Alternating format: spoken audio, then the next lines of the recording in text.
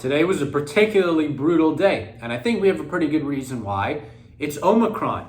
But hold on, in the past several videos, we've talked about how Omicron is not something to worry about. What does this mean for us, and are we adjusting? We are remaining with the facts, and the facts remain that there's not reason to be worried about Omicron, at least in the week-to-week time frame. I can't say the same about the day-to-day time frame because, like you see today, it will certainly have a psychological impact on people, and that will definitely impact the markets in the very short term, and we do not unfortunately focus on that term. Our time frame is a little longer. We don't want to get sloppy. We don't want to consider the short-term dynamics, but we're playing the week-to-week, month-to-month timelines the most, obviously the year-to-year as well, but really the week-to-week and month-to-month. We want to maximize gains, but not get caught up in short-term volatility because we don't think that's a winning strategy over a long enough time period. So why am I so confident that Omicron is not really a concern? Well, you listen to Scott Gottlieb. I'm not his biggest fan, but I think he's better than Fauci. You listen to the South African data that's coming out. The data is pretty unequivocal. It's not as bad as it seems. However, the market did sell off today. Why was that the case? You had two developments. One, fact-based. First case of Omicron in China. What are they going to do? We'll see. We'll see. Seems like they're getting a lot of people vaccinated. Maybe they'll lock down, but if the data says it's less severe and China's already in a recession, it seems, I don't know how much they're going to do there. Regardless, we're going to let that develop and see what happens. They've had lockdowns. They've had Corona in 2021. They haven't had zero. They have had lockdowns, etc., and doesn't seem to have impacted anything outside of China. The other thing, which I think probably had the biggest impact on the markets, was Boris Johnson. And you can see this in the price per barrel of oil. We had the China news yesterday. We saw the price per barrel of oil fall pretty dramatically when Boris Johnson got quite upset and said that there was going to be a massive wave coming and it was basically unavoidable. Now, I think that may occur and there may be a massive wave, but I think that'll be a good thing. They've had their first death.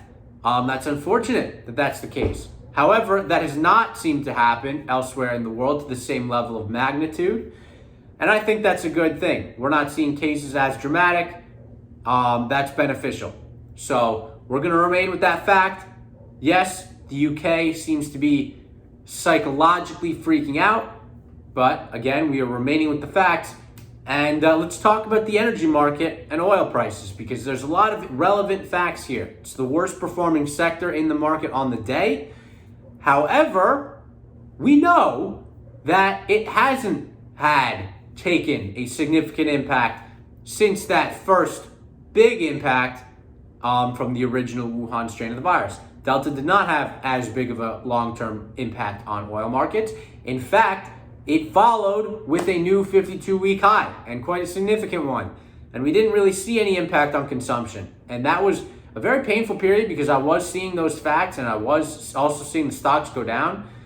We really just have to stick to the facts here. It's very important to do so.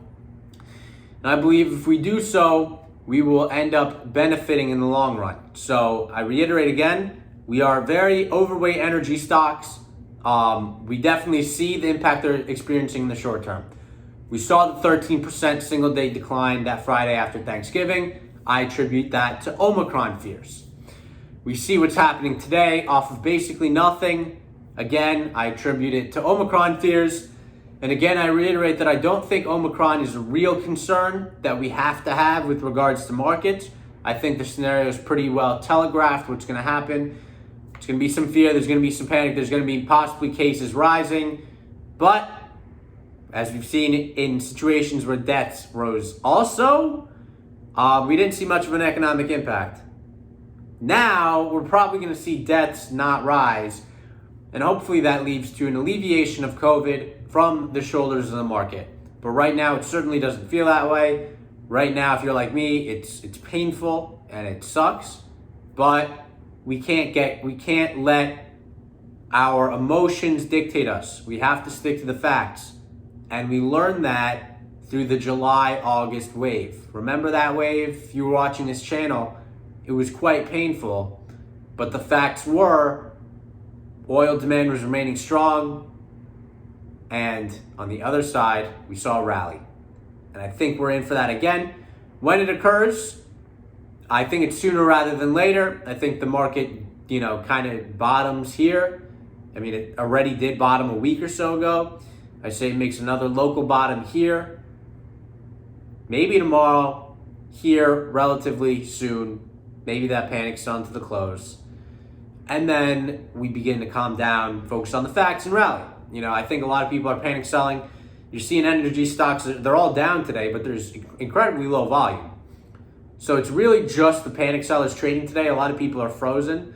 I think you get people to calm down, they start buying again, and we see what happens, especially if it's stock that basically equals a cash pile, except it comes with assets, cash, dividends, future cash flows, etc. So let's remain calm. Let's see what happens. And until next time, peace out.